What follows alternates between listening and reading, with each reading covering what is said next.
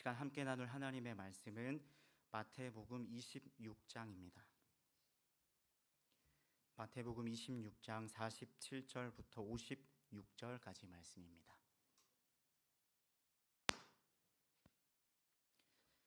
한 절씩 교독하시고 마지막 56절은 함께 읽겠습니다. 말씀하실 때에 12 중에 하나인 유다가 왔는데 대제사장들과 백성의 장로들에게서 파송된 큰 무리가 칼과 몽치를 가지고 그와 함께 하였더라. 군호를 짜 이르되 내가 입맞추는 자가 그이니 그를 잡으라 한지라.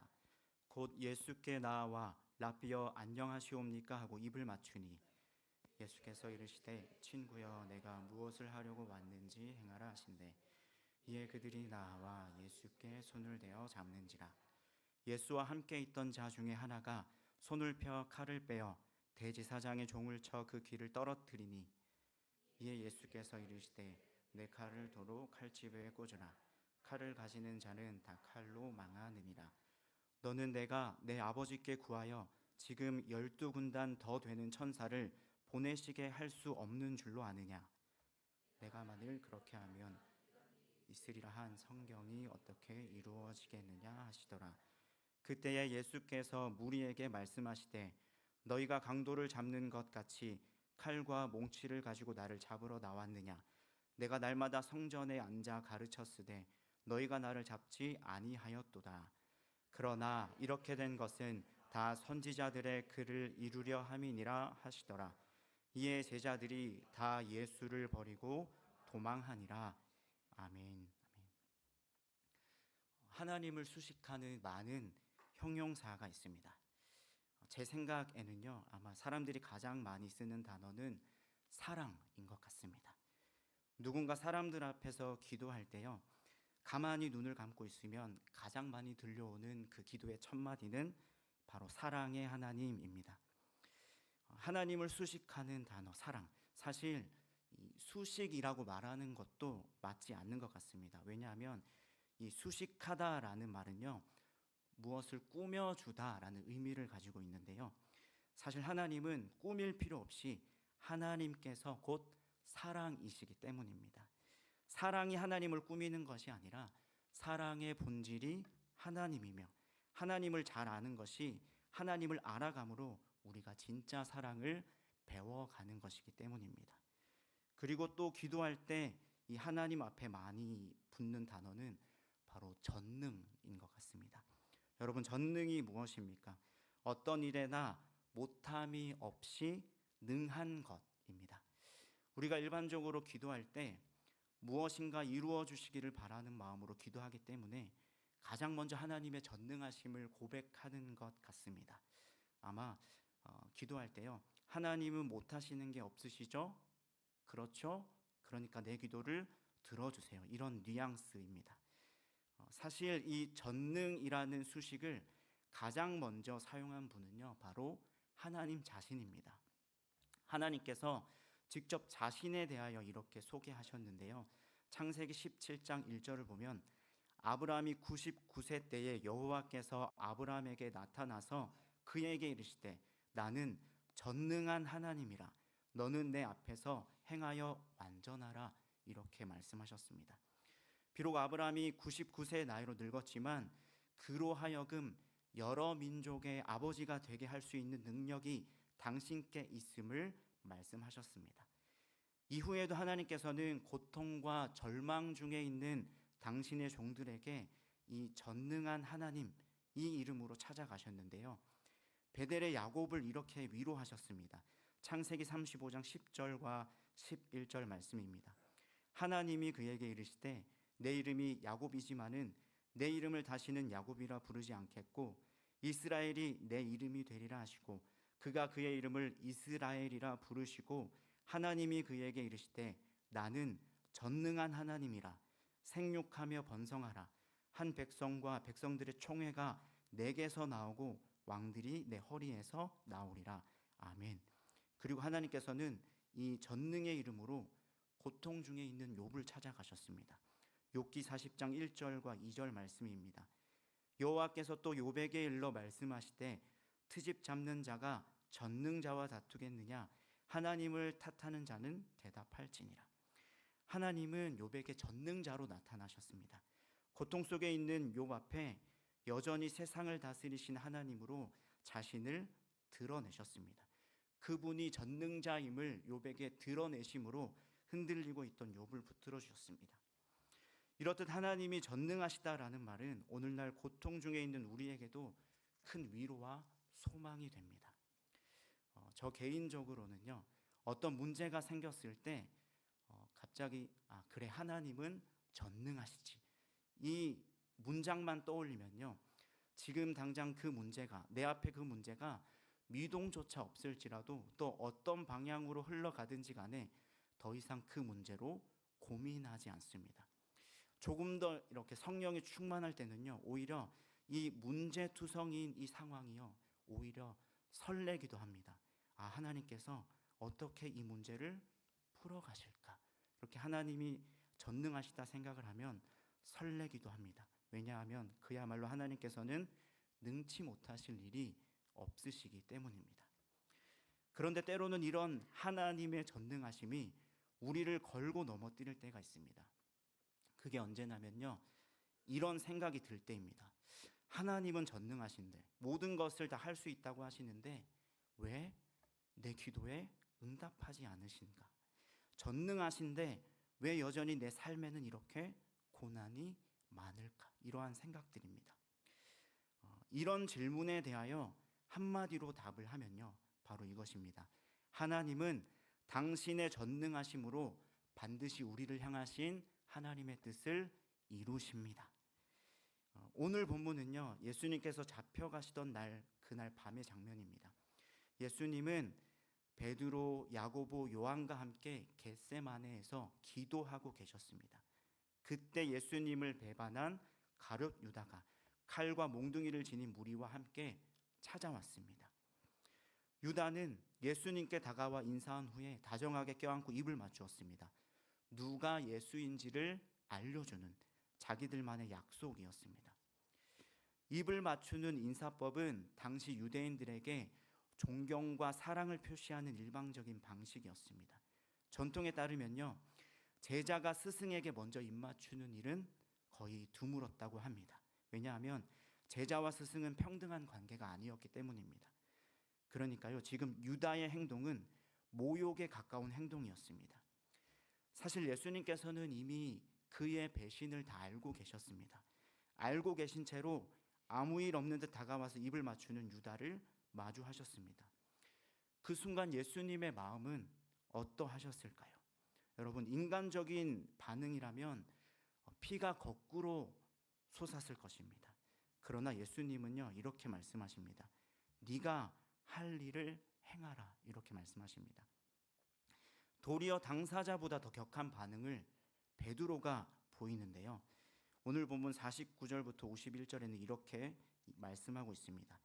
곧 예수께 나와 랍비여 안녕하시옵니까 하고 입을 맞추니 예수께서 이르시되 친구여 내가 무엇을 하려고 왔는지 행하라 하신대 이에 그들이 나와 예수께 손을 대어 잡는지라.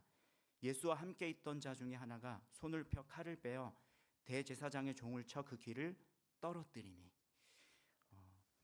유다의 이 위선적인 입맞춤 이후에 무리가 예수님을 붙잡으러 달려들었습니다. 그 순간에 제자 중에 한 사람 베드로가 칼을 빼어서 대제사장의 종의 귀를 베어버립니다. 여러분, 왜 이러한 행동을 했을까요? 베드로는 왜 이런 행동을 했을까요? 바로 예수님을 지켜야 한다고 생각했기 때문입니다. 지금 이 순간 그들을 막지 못하면 모든 것이 끝난다고 여겼기 때문입니다. 칼과 몽둥이를 들고 온 무리 앞에서 어떻게든 예수님을 지켜야 한다고 판단한 것입니다. 여러분, 이 베드로의 행동이요, 충분히 이해되지 않으십니까? 여러분들이, 제가 아마 그 자리에 있었더라도 마땅히 그런 방향으로 행동했을 것 같습니다. 그러나 예수님은요, 이렇게 말씀하십니다. 내 칼을 도로 칼집에 꽂으라. 칼을 가지는 자는 다 칼로 망하느니라. 너는 내가 아버지께 구하여 지금 12군단 더 되는 천사를 보내시게 할 수 없는 줄로 아느냐. 내가 만일 그렇게 하면 이런 일이 있으리라 한 성경이 어떻게 이루어지겠느냐 하시더라. 아멘. 베드로가 그 순간 크게 간과한 한 가지가 있습니다. 그것은 바로 하나님의 전능하심입니다. 너희는 내가 아버지께 요청하기만 하면 12군단도 넘는 천사들을 당장 보내실 수 있다는 것을 모르느냐, 이렇게 말씀하십니다. 베드로는 이렇게 순순히 예수님께서 잡혀가시면 모든 것이 끝나버리는 줄 알았을 것입니다. 이전에도 이런 상황이 올 것을 예수님께서는요 미리 말씀하셨지만 그는 끝내 받아들이지 못했습니다. 베드로의 생각으로 지금 이대로 잡혀가시면 그의 생각으로는요 패배였습니다. 충분히 능력이 있다면 막아야 했고 전능하시다면 그 상황으로부터 벗어나야 했습니다. 붙잡혀가는 모습은 그가 기대했던 왕의 모습은 아니었던 것 같습니다. 그러나 예수님께서는 진정한 승리가 무엇인지 말씀하십니다. 바로 하나님의 뜻을 이루는 것입니다. 칼로 지키는 것이 아니라 성경을 이루는 것입니다. 사람의 계산을 넘어서 아버지의 계획을 붙드는 것입니다.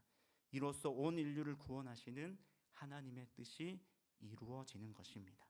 여러분, 이 십자가의 모습은요 패배처럼 보이지만 그 자리에서 구원이 시작됩니다. 여러분, 이것이 진정한 승리요, 이것이 하나님의 전능하심입니다. 제자들은 그동안 예수님과 같이 다니면서 많은 것을 보았습니다. 병든 자가 일어나는 것을 보았고, 죽은 자가 살아나는 것을 보았고, 귀신이 떠나가는 것을 보았습니다. 바다가 잠잠해지고 그 물 위를 걸으시는 주님을 보았습니다. 또 보리떡 5개와 물고기 2마리로 수천 명을 먹이시는 것도 보았습니다. 그들이 알고 있는 그 예수님은요 이 모든 상황을 뒤집어 엎는 분이셨습니다. 그래서 지금 이 상황이요 그들의 눈에는 모든 것이 무너지는 것처럼 보였습니다. 그래서 혼란에 빠졌고 결국 예수님을 버리고 모두 도망쳤습니다. 여러분, 우리의 넘어짐도, 우리의 연약함도 이와 같지 않습니까? 나는 하나님의 전능하심을 믿습니다, 이렇게 고백하면서도요 상황이 바뀌지 않으면 금세 나의 이 고백은 너무나 쉽게 흔들립니다. 왜 나는 항상 이렇게 고통스럽습니까? 주님, 왜 자꾸 나는 실패합니까? 주님, 나의 상황과 형편은 왜 나아지지 않습니까? 전능하시다면 지금 당장 내 모든 것을 바꿔주시는 것 아닌가요? 이렇게 흔들립니다. 그래서 우리는 점점 급해집니다. 조급해집니다. 지금 칼을 빼든 베드로처럼 무엇인가 당장 내 손에 붙잡고 무엇인가를 휘두르고 어떻게든 그 상황을 바꿔보려고 합니다.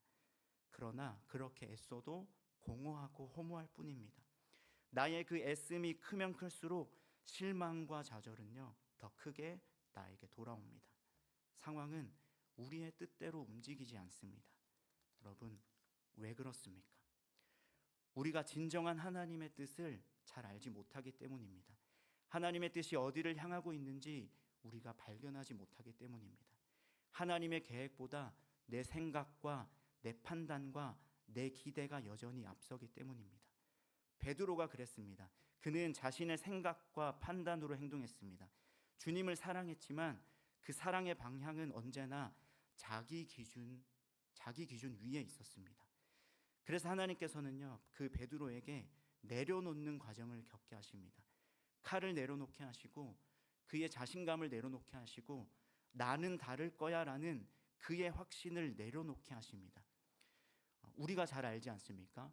누구보다 열정적이고 예수님께 대하여 진심이었던 베드로였습니다. 주님을 향한 베드로의 마음은 결코 거짓이 아니었습니다. 매 순간 예수님을 향하여 그는 진심이었습니다. 그러나 예수님을 향한 그 마음과 그 열정조차 자기의가 될 수 있음을 주님께서는 보여주셨습니다. 처음 순환을 예고하셨을 때요 베드로는 굉장히 강하게 반응했습니다.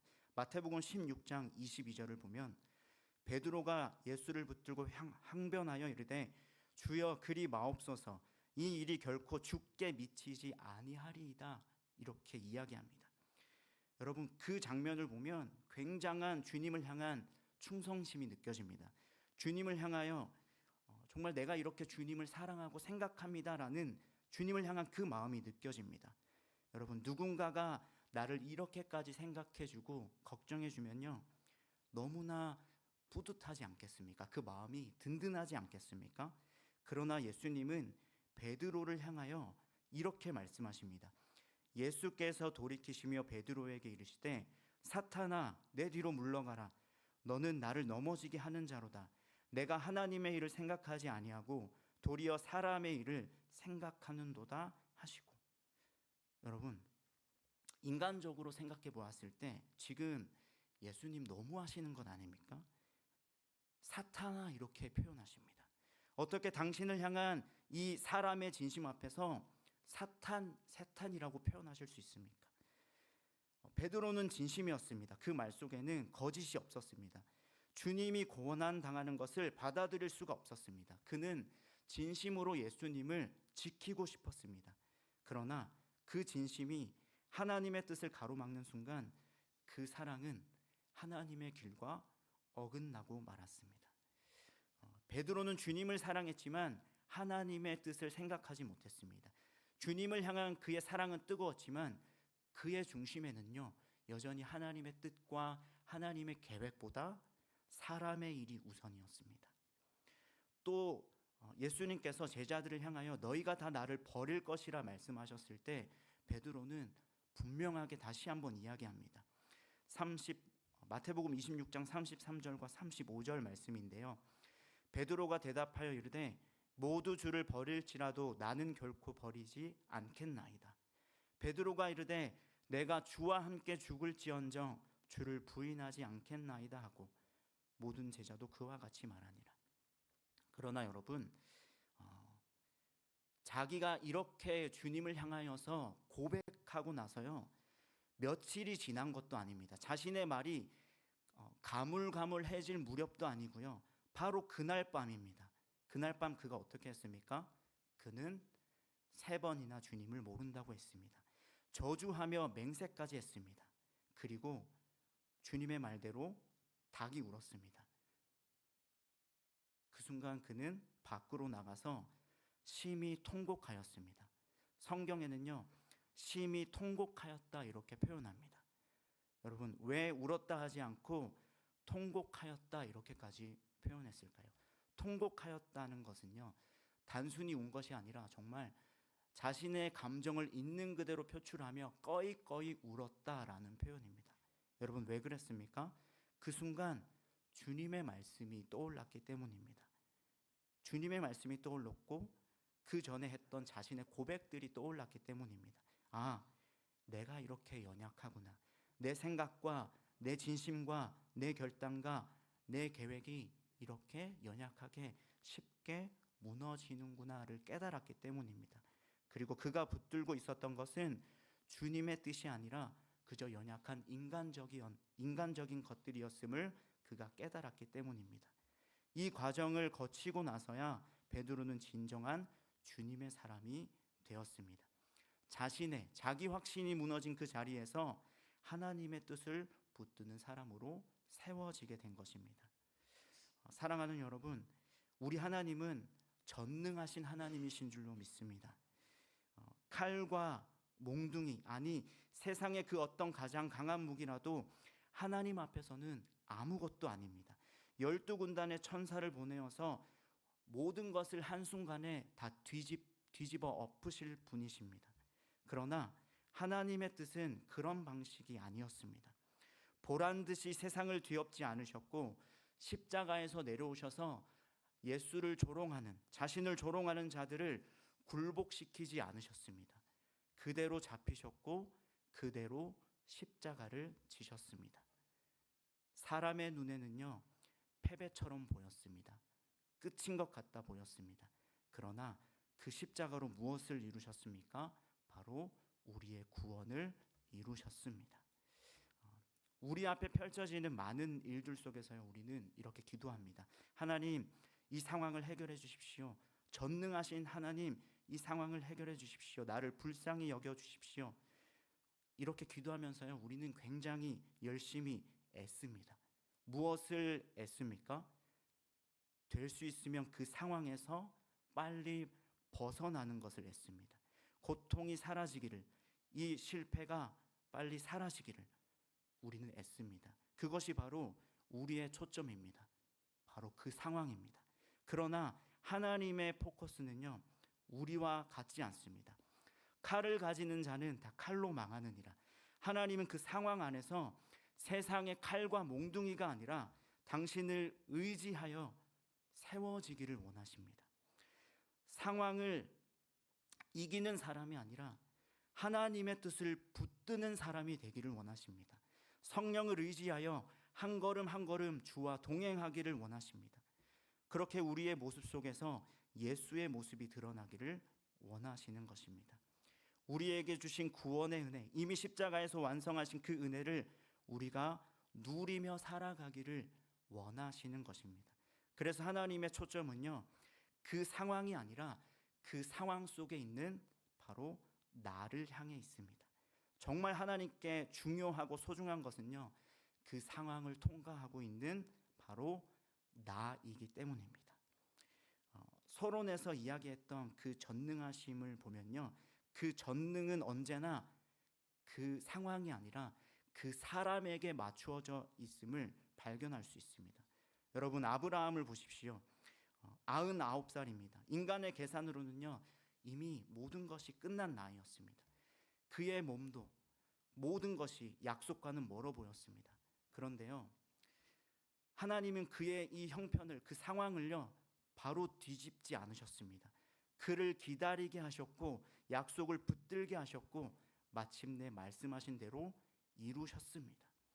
하나님의 전능은 그에게 불가능한 것을 즉시 뒤집어 엎으시는 것이 아니라 한 사람을 약속 위에 세워서 끝까지 그를 이끌어 가시며 데려가시는 능력이었습니다. 그 전능의 초점은 그에게 약속하신 그 아이가 아니라 약속을 붙들어야 할 그 사람, 바로 아브라함에게 있었던 것입니다. 야곱도 그러했습니다. 그는 도망자였습니다. 두려움 속에서 살았고 자신의 꾀로 인생을 버텨온 사람이었습니다. 하나님은요, 그의 문제를 단번에 정리해 주지 않으셨습니다. 대신 그의 이름을 바꾸셨습니다. 야곱이라 부르지 않고 이스라엘이라 부르셨습니다. 그에게 하나님의 전능은 환경을 바꾸는 것이 아니라, 환경을 바꾸는 힘이 아니라 그 사람의, 야곱의 정체성을 새롭게 하여서 약속의 방향으로 한 걸음 한 걸음 그를 세워가시는 하나님의 힘이었습니다. 그 전능의 초점은 그 위기 속에 있던 야곱에게 있었던 것입니다. 욥에게도 마찬가지입니다. 욥은 이유를 묻고 설명을 요구했습니다. 그러나 하나님은 그 모든 사정을 풀어주지 않으셨습니다. 그냥 이렇게 물으셨습니다. 네가 전능자와 다투겠느냐? 하나님의 전능은 욥으로 하여금 모든 것을 납득시키는 능력이 아니라 그 한 사람을 하나님 앞에 세우는 당신의 권위로 나타났습니다. 그 전능의 초점은 욥의 고난이 아니라 하나님 앞에 서야 할 욥에게 맞추어져 있었던 것입니다. 그리고 오늘 본문에서 그 전능은 절정에 이릅니다. 내가 내 아버지께 구하여 지금 12군단 더 되는 천사를 보내시게 할 수 없는 줄로 아느냐? 예수님은 능력이 부족해서 붙잡힌 것이 아닙니다. 전능하시기 때문에 성경을 이루시는 그 길을 선택한 것입니다. 사랑하는 성도 여러분, 십자가는 미련한 것이 아니라, 무능의 증거가 아니라 하나님의 방법이요 하나님의 능력인 줄로 믿습니다. 베드로는 칼을 들었습니다. 그 즉시 그 상황을 바꾸려고 했습니다. 그러나 주님은 말씀하십니다. 내 칼을 도로 칼집에 꽂으라. 칼을 가지는 자는 다 칼로 망하느니라. 너는 내가 내 아버지께 구하여 지금 12군단 더 되는 천사를 보내시게 할 줄 없는 줄로 아느냐? 내가 만일 그렇게 하면 이런 일이 있으리라 한 성경이 어떻게 이루어지겠느냐 하시더라. 아멘. 그 상황 속에서 예수님은 하나님의 뜻을 붙드셨습니다. 그리고 그 뜻으로 구원을 이루셨습니다. 전능의 초점은 언제나 상황이 아니라 그 상황 속에 서 있는 그 한 사람이었습니다. 그러므로 여러분, 우리가 붙들어야 할 것은 상황의 변화가 아니라 우리를 붙들고 계시며 나의 구원을 온전히 이루시는 바로 그 전능하신 하나님이십니다. 사랑하는 성도 여러분, 여러분들에게 이 베드로의 통곡의 눈물이 있기를 축복합니다. 자신의 연약함을 보면서 무너졌던, 자기 확신이 무너지고 자신의 의가 깨어졌던 그 눈물이 회복되기를 축복합니다. 내 뜻이 아닌 하나님의 뜻이 내 삶에 온전히 이루어지기를 간구할 수 있기를 축복합니다. 여러분, 반드시 하나님께서 역사하십니다. 당신의 그 전능하심으로 우리를 다시 일으키시고 다시 세워주실 줄로 믿습니다. 주님은 우리를 사랑하시기에 더 깊고 더 크고 더 온전하신 당신의 뜻으로 지금도 살아 역사하시는 줄로 믿습니다. 여러분, 나의 계획대로 이루어지지 않았다고 해서 낙심하지 마십시오. 나의 뜻보다 훨씬 크신 그 하나님의 뜻이 지금도 나를 붙들고 있으며 내 삶에 이루어지고 있는 줄로 믿습니다. 사랑하는 성도 여러분, 그 은혜와 그 전능을 발견하며 하루하루 그 은혜를 누리며 살아가는 우리 모든 성도 여러분 다 되시기를 축복합니다. 우리 전능하신 나의 주 하나님은 함께 찬양하고 결단하며 기도하겠습니다.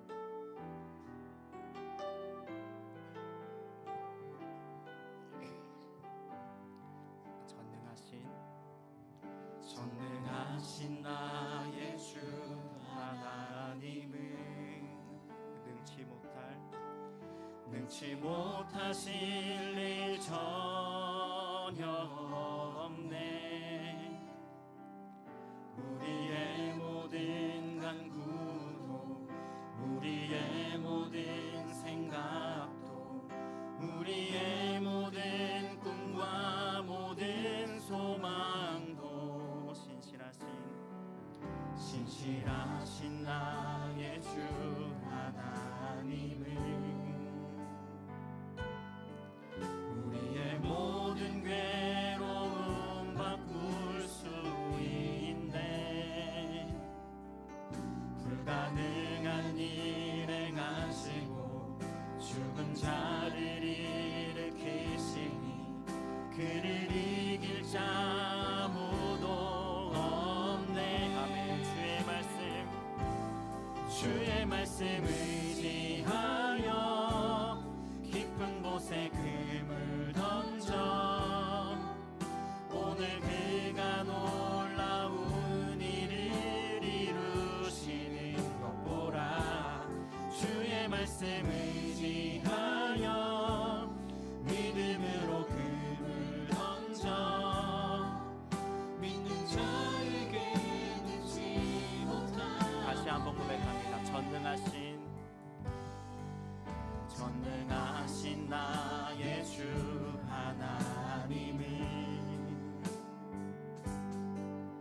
능치 못하실 일 전혀 없네.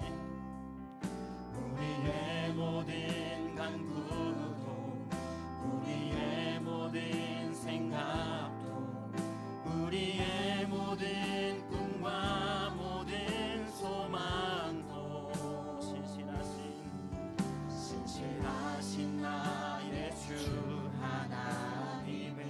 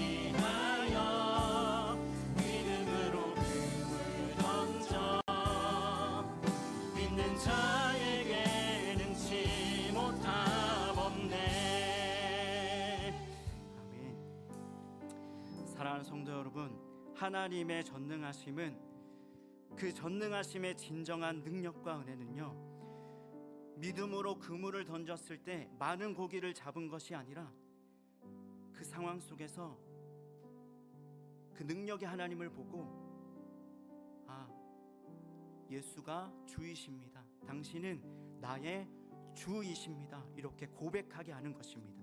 선생이라고 고백했던 베드로가 예수를 주로 고백하게 되는 것입니다. 나 같은 죄인이, 나로 말미암아 살았던 내가 예수를 주로 고백하며 하나님의 영광 안에 사는 것인 줄로 믿습니다. 그것이 바로 나를 향하신 하나님의 전능인 줄로 믿습니다. 우리 시간 함께 기도하겠습니다. 하나님, 내 뜻이 아니라 주님의 뜻을 이루어 주옵소서. 상황이 아니라 하나님, 그 상황 속에 이 연약한 나를 붙들어 주시고, 상황이 변화되는 것이 아니라 그 상황 속에 있는 내가 변화되게 하여 주시옵소서. 나를 당신의 사람으로 세워 주시옵소서. 베드로의 그 통곡의 눈물이 회복되게 하여 주시옵소서. 겸손히 엎드리는 오늘 내가 되게 하여 주시옵소서. 우리 시간 이 기도 제목을 가지고 말씀을 붙들고 우리 주여 한번 부르짖으며 주님 앞에 나아가겠습니다. 주여, 하나님, 지금도 모든 상황 속에서 말씀하고 계시는 그 주님을 보게 하여 주시옵소서. 우리가 주님을 믿는다고 말하면서도 여전히 우리의 생각과 판단을 의지하며 살아왔음을 주님 앞에 고백합니다. 그러나 아버지, 연약한 나를 주님 앞에 올려드립니다. 아버지 하나님, 그렇게 고백하면서도 상황이 흔들리면, 내가 마주하고 있는 이 상황들이 흔들리면, 문제가 해결되지 않으면 아버지 의심이 들고 흔들리며 주님을 원망하며 불평하며 낙담하며 낙심했던 나를 주님 앞에 내어드립니다. 하나님, 내 판단과 내 열심과 내 충성과 내 결단이 아니라 하나님의 뜻을 붙들게 하여 주시옵소서. 하나님, 오늘 이 시간 우리의 칼을 내려놓게 하여 주시옵소서. 나의 의를, 나의 확신을 내려놓게 하여 주시옵소서.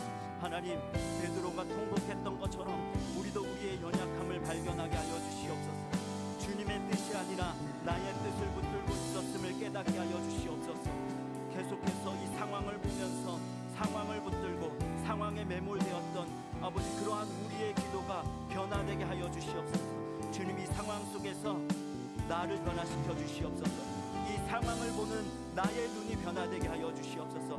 이 상황 속에서도 세상의 음성이 아니라 이 상황을 통하여 말씀하여 주시는 주님의 음성을 듣게 하여 주시옵소서. 그리하여서 나를 당신의 사람으로 온전케 하여 주시옵소서. 나를 주님의 사람으로 세워주시옵소서. 내 뜻이 아니라 주님의 뜻이 이루어지게 하여 주시옵소서. 하나님, 전능하신 그 하나님을 붙들게 하여 주시옵소서. 바로 그 하나님의 전능하심이 내가 원하고 바라는 대로 나의 뜻을 이루시는 그러한 전능한 하나님이 아니라 너무나 연약한 내가, 죄를 지을 수밖에 없던 내가, 죄만 짓고 살았던 내가 하나님의 뜻을 품게 되고 하나님의 비전을 품게 되고 예수를 주라 고백하는, 주님 앞에 회개하며 돌이켜 주님께로 나아가는 그러한 사람이 된 것을 아버지, 그러한 길로 인도하여 주시는 그러한 하나님의 전능하심의 그 손길이 오늘도 내 삶 속에 은혜 가운데 역사하고 계시다는 아버지, 그 은혜와 진리를 붙드는 오늘 나의 믿음이 되게 하여 주시옵소서. 내가 주인이 되어 살던 내 삶 속에서 모든 것을 돌이켜 내 모든 삶의 자리, 모든 상황을 통하여서 예수를 주라 고백하는 그러한 믿음의 사람으로 아버지, 이 상황을 통하여 말씀하여 주시는 그 주님의 뜻을 붙들게 하여 주시옵소서. 오늘도 그것이 나를 향한 하나님의 전능하심임을 내가 붙들고 믿음으로 나아가는 그런 믿음의 사람이 될 수 있도록 아버지여 역사하여 주시옵소서. 오늘도 우리를 붙들어 주시고 오늘 나에게 주신 그 주님의 말씀 붙잡고 끝까지 하나님의 그 뜻 안에 머물며 한 걸음 한 걸음 주와 동행하며 믿음으로 살아가는 오늘 우리 믿음의 모든 동탄들이 교회 다 될 수 있도록 하나님 역사하여 주시옵소서. 여전히 부족하고 아버지, 여전히 실수하고 여전히 넘어지는 우리지만 하나님, 이러한 연약함을 통하여서라도 당신의 신실하심으로 우리를 붙잡고 모든 상황을 역전시켜 주시는 그 주님의 신실하심을 바라보며 오늘도 그 소망이 우리를 살게 하고 오늘도 그 믿음으로 한 걸음 한 걸음 주와 동행하며 옳은 길을 향하여 의의 길을 걸어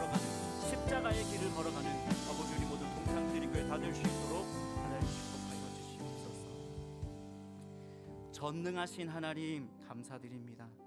하나님, 여전히 당신의 변함없으신 그 사랑으로, 전능하심으로 우리에게 말씀하여 주시니 감사드립니다. 하나님, 여전히 우리의 생각과 판단을 붙들고 살아왔음을 주님 앞에 고백합니다. 그러나 다시 한번 이 말씀을 통하여 주님의 전능은 십자가로 이루시는 그 능력임을 깨닫게 하여 주시니 감사드립니다. 지금 이 시간 우리의 칼을 내려놓게 하여 주시옵소서. 우리의 확신, 나의 의를 깨뜨려 주시옵소서. 하나님, 상황에 매몰되는 것이 아니라 상황 속에서 나를 향해 말씀하시는 그 하나님의 음성을 듣게 하여 주시옵소서.